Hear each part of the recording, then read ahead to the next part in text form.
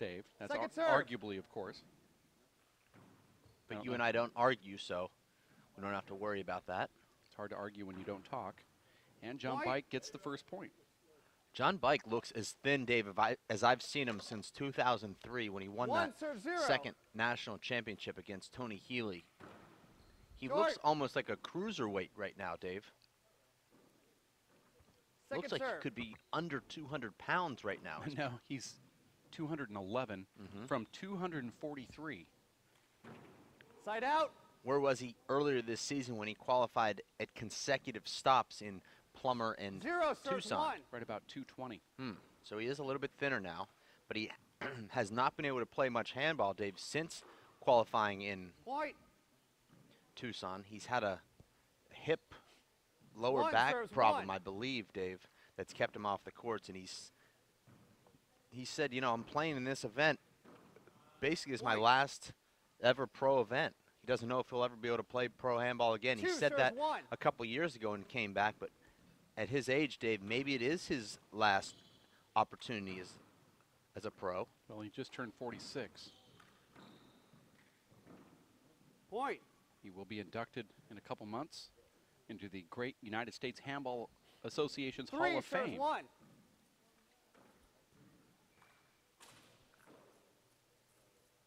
I told him when he first gave me the news that he was being inducted, I said, as a contributor or as a player? Because I thought he was too young.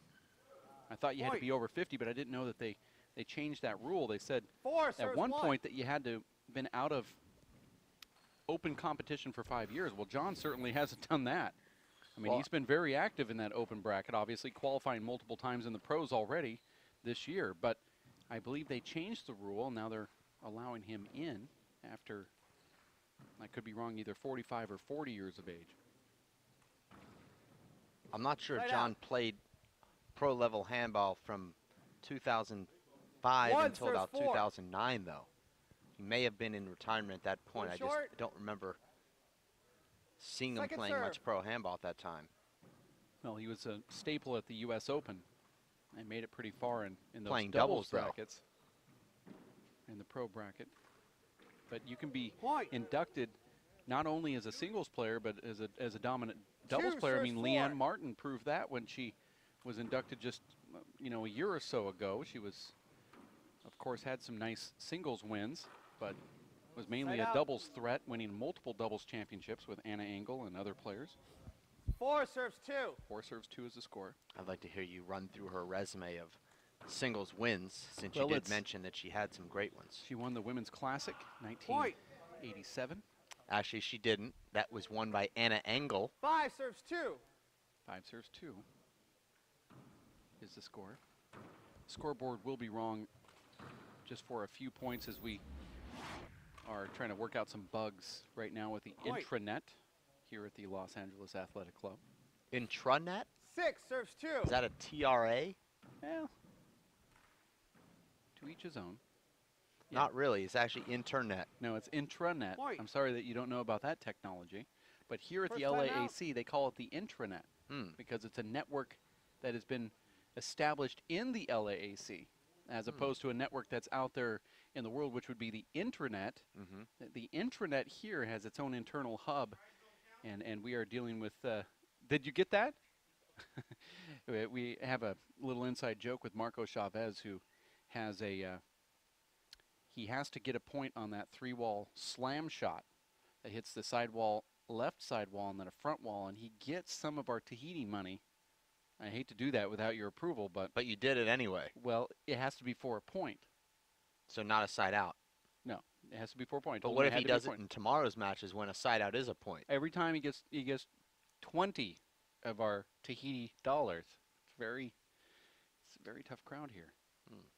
Anyway, the local intranet inside of the Los Angeles Athletic Club is having issues. They're, of course, hooked to the intranet, which is out there in the world. I'm sorry you don't know about that. No, I do now, though. I didn't about 3 minutes ago, though, and I'm happy to know now. Side out.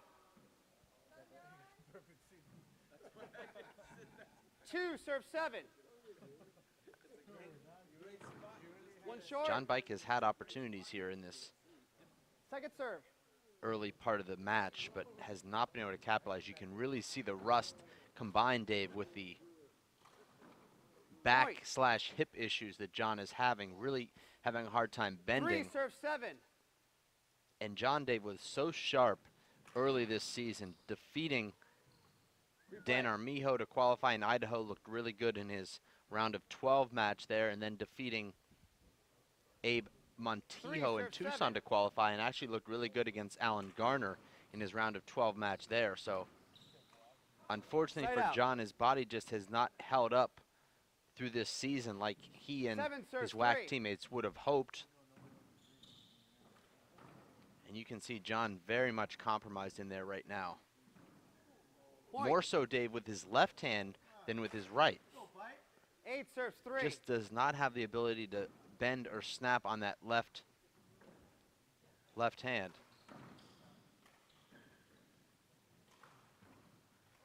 And John is also, Dave, an amazing get artist. You wouldn't think it looking at him because he's so big, but when John is moving, 9 serves 3. he can get to pretty much every ball.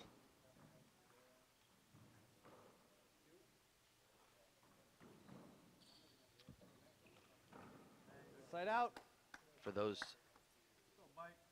wondering, Dave, at home, why 3 John serves Bike 9. is playing Marcos Chavez, John actually bit the bullet a little bit and said, you know, I want Marcos Chavez.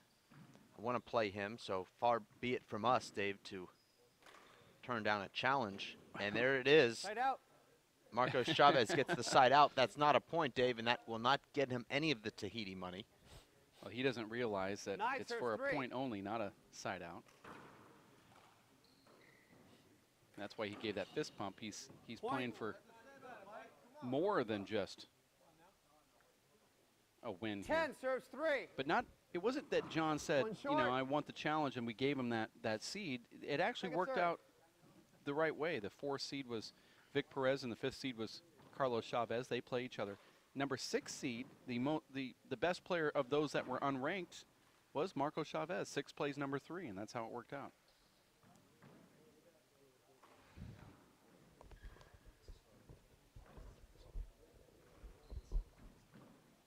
Let's listen for the score here from the referee after this. Point. John is really hitting a lot of balls on the ground. I believe Marcos now at his 10th point. 11 serves 3. 11-3.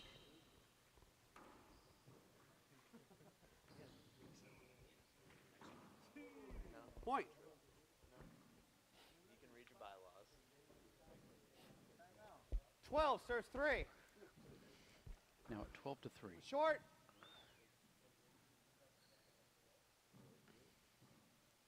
Second serve. Emmett Pachot actually voluntarily contributing to the Tahiti fund, Point. openly refusing to wear his WPH jersey for his qualifier match.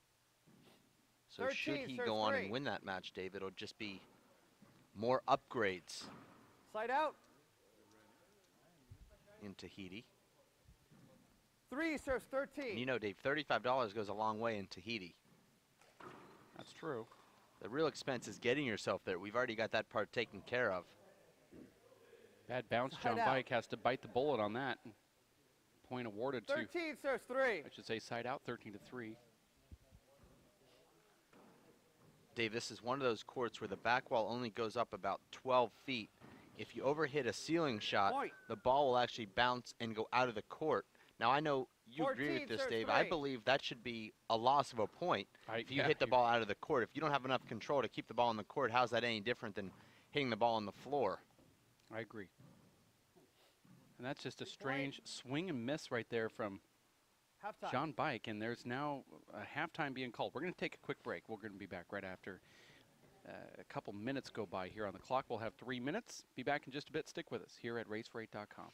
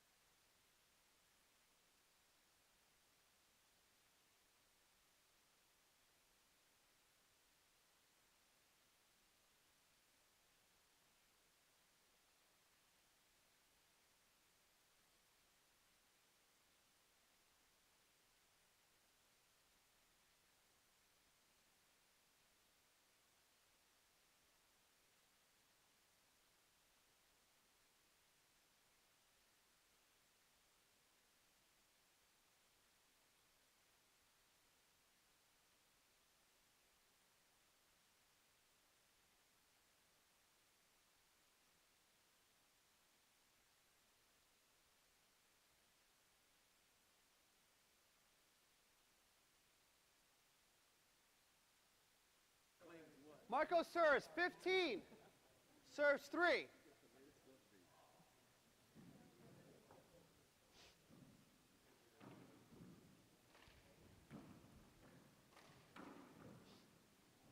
Point. 16 serves 3. Generally happen for an entire match, but not sure exactly what he meant there, Dave, if it's something to do with his body or just the fact that he's just not playing well, if that's what he meant by saying this happens sometimes. But either way, he's not looking good. Well, it happens sometimes. 3 serves 16. But it doesn't normally happen in the middle of one of these qualifiers for John Bike. And then that just flat roll right there from Marco Chavez, and John can't do anything with the serve. 16 serves 3. Short. Now Marco's going to that lackadaisical Second serve. crack serve.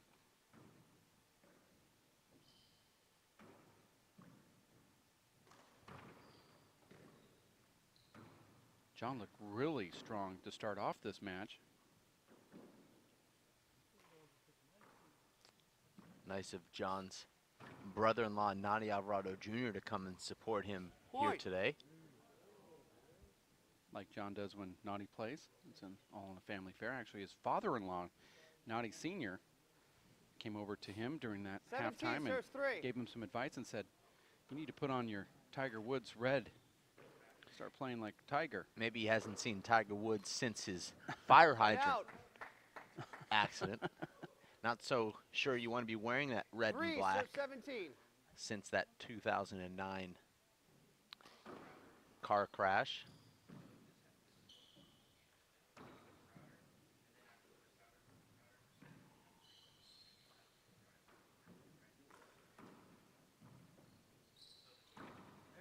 And there's John with really his first good shot of the match, finally stepping into 4 one. serve 17. Short. Second serve.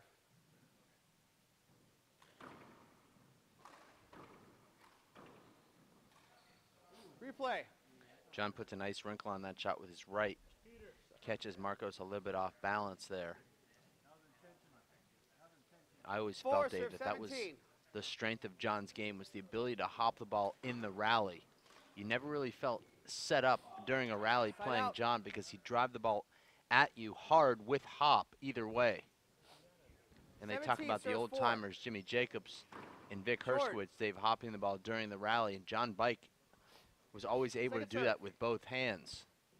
And it might not have been the kind of hop, Dave, where you swung and missed, but just enough of a wrinkle where you didn't have a clean swing on the ball.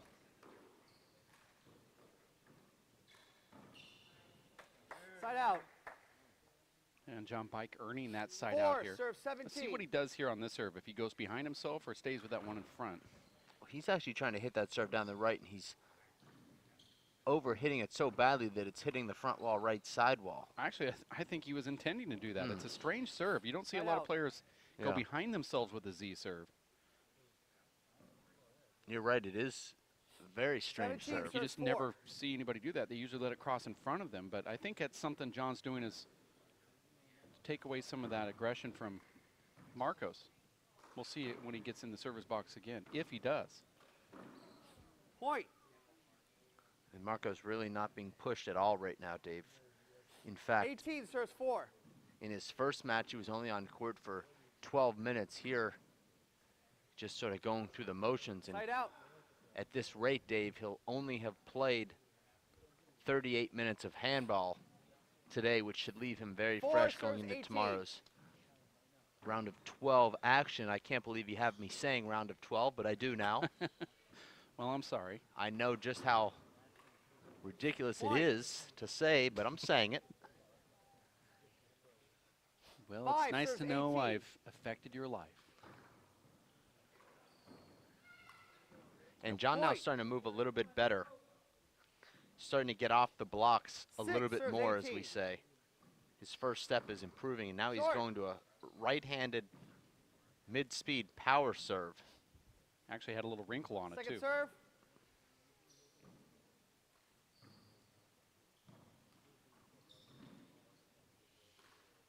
I believe John's able to hop the ball so well, even during the rally, Dave, because he keeps the ball on his hand longer than anyone I've ever seen. The ball just seems to stay on his hand, both left and right, for that extra split second, allowing him to put that wrinkle on the ball.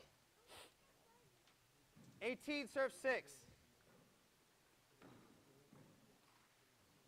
I know, Dave, you had a chance to talk to one of John's sparring partners, John Robles.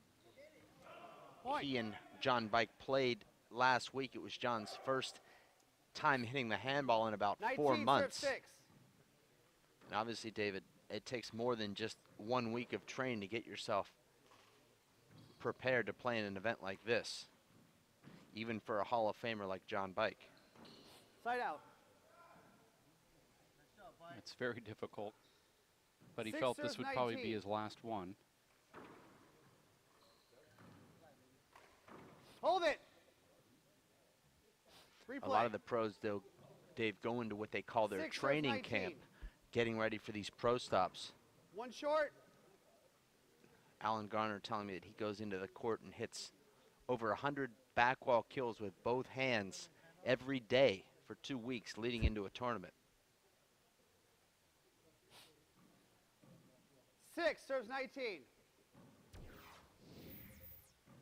Score is 6-19. John Bike starting to get in a few points here.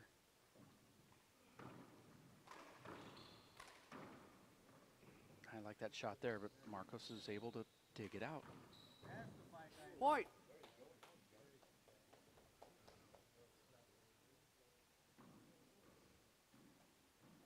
Seven, serves 19. The last time, 1 Dave, short. that we saw Marcos in a WPH Pro Stop was last serve. April, where he defeated Luis Moreno in the quarterfinals, which was a Hold it, hold it, hold it. Replay. big upset at that time. Marcos Chavez coming in as a wild card. And that was one of the reasons 7, it took serves Luis 19. Moreno so long, Dave, to ascend to that #1 ranking, is because he had that poor result in Tucson last year, losing to Marcos Chavez. Point.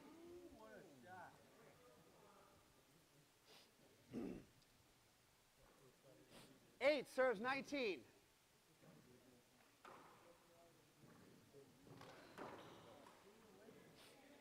Side out. We hate to talk about the people that 19, aren't serves here, 8. Dave, but I'm a negative person, and that's what I do. But it's amazing to me, Dave, all the handball players here in Southern California that live so close and play so close to here that aren't here watching and supporting this event. Can you imagine, Dave, a pro handball tournament in your backyard and you just not even showing up, not to play or watch? 20, serves 8. It's hard for me to really understand. Well, it's 4:44 in the afternoon, and a lot of these people have jobs on the other side of town. We witnessed yesterday, we were at a hotel that's only 5 minutes away from here, and it took 45 minutes to get there on the freeway. Now, I know these guys know their routes, their backway routes around the city, but, you know, traveling around Southern California is not easy, so I'm going to give them that benefit of that 8, doubt. serves 21. Not all these players play at the LAAC, a lot of them at the LA Fitness. And, you know, Mark Zamora, for example, great handball supporter, but he lives really far away. He said it takes him 3 hours just to get here, and he would have to take time off work. And he said it would be very difficult for him to make it to the LAAC unless he can get down on Saturday. So I think we're going to see a flux of players down here. They also have limited viewing at this facility, and they sold tickets in advance. Now, the qualifier is different. Some of these players, I think, are just probably watching this at home right now with those thousands of numbers that we have on this live broadcast. But then when it comes to tomorrow's matches, it might be a little bit different. You might start seeing new faces down here at this historical Los Angeles Athletic Club, located on 7th and Olive, Los Angeles. I know you had some of the background of how this club was actually founded many years ago that you'll get into at some point during this weekend, including that 1955 USHA National Four-Wall Championship final between the up-and-comer Jimmy Jacobs and the grizzled veteran Vic Hershkowitz. That match, of course, won, Dave, by Jimmy Jacobs in those 2-foot hooks with both hands during the rally. Side out. I believe, Dave, that the players of that era were actually better than the players of today. If you look at the numbers, there's more people playing. 21 serves 9. More people playing, Dave, means a deeper field, more competition, and Point. There's another point right there from Marco Chavez. the probability that they were, in fact, better players. 9. That's a good point.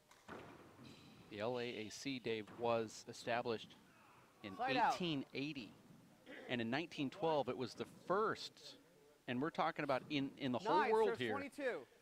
12-story or higher building to have a pool on its top floor, a swimming pool. First building ever designed to have a swimming pool above the 12th floor. Don't know if that makes it into any type of record books, but it certainly does. Short. Appeals, I call short. Greg. Agree, both agree. One short, second serve.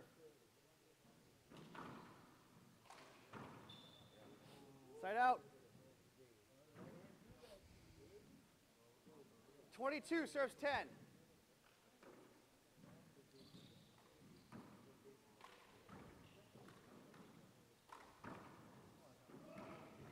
Point.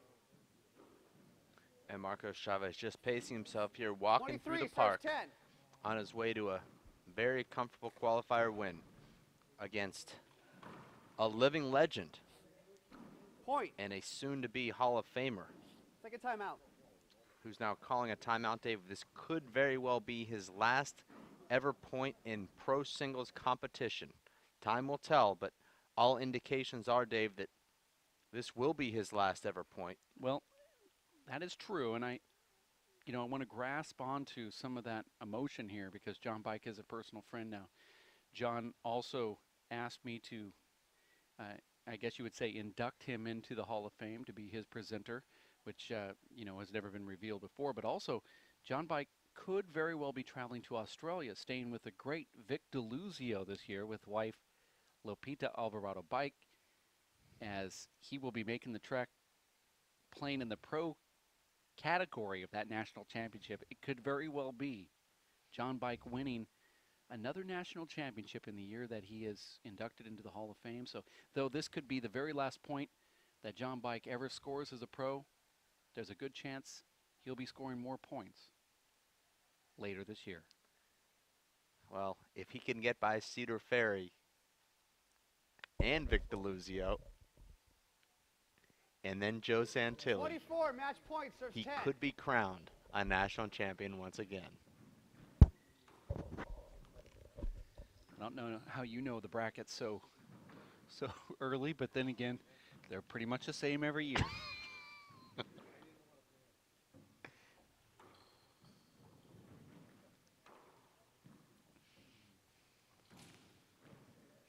I know you've made that trek to Australia a few times, and Marcos gets that point, and he earns 20 Tahiti dollars with that final point to close it out. Unbelievable shot right there for Marco Chavez, who now qualifies for the first time with the WPH because he accepted that wild card invite back in April of 2010, was it? 2011. April of 2011. We are going to take a timeout. We have another match coming up right around the corner, and you're going to catch it here live. That'll be at 5 o'clock. We're a little ahead of schedule, so we want to thank Marcos for at least keeping us on schedule here as Emmett Peixote is going to go up against double A Ron Garner. Get close to your PC or iPhone or whatever device you're using, your Mac, and we'll have more handball action here at racefor8.com. Stick with us. For 20 years, the Inner City Handball Association has educated, mentored, and served young people through handball. Young people that participate in the Inner City Handball Association programs have a high graduation rate from high school and continue on to college. Inner City Handball teams are good athletes, good students, and good ambassadors for the sport of handball. We need your help to continue our work. Inner City Handball Association is a registered 501c3 tax-exempt charity. Please donate today. Thank you.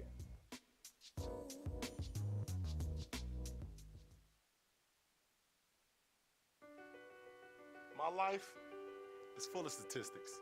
Thing is, I could have dropped out of school and become one myself, but I didn't because I had people that believed in me. Here's another statistic. 7,000 students drop out every school day. That's 1 every 26 seconds. It's time that students know that we believe in them. Inspire a student and share your message of support at boostup.org. Bring out the action hero in you. Fuel up right and get energized.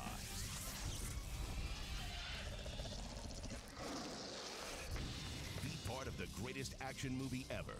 The first movie that puts you in the action. Show us how you train and eat like an action hero. Join in at actionheroalliance.com.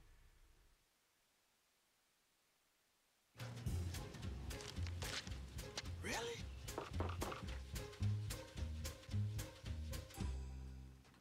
Buzz, what's up, man?